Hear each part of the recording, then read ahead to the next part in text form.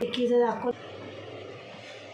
त्याच्यात टाकायचं आहे अद्रक लसूणची पेस्ट, हळद, घरगुती मसाला, गरम मसाला, हिंग, जिरं, मीठ.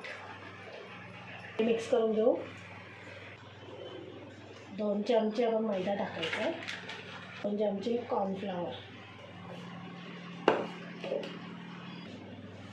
ते छोटे छोटे याचे कोफ्ते करायचे आणि ते शॅलो फ्राय करायचे. तेल टाकूया.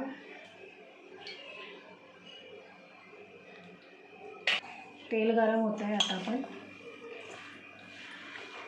कोफ्ते म्हणा, टिक्की म्हणा, काय म्हणायचं ते म्हणा, असं काही नाही.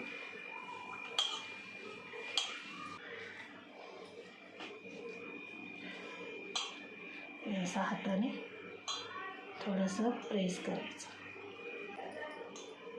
अशा टिक्क्या बनवायच्या, शॅलो फ्राय करायच्या. हे 4 बनवून दाखवलेत मी. आता शॅलो फ्राय कसे करायचे ते दाखवते.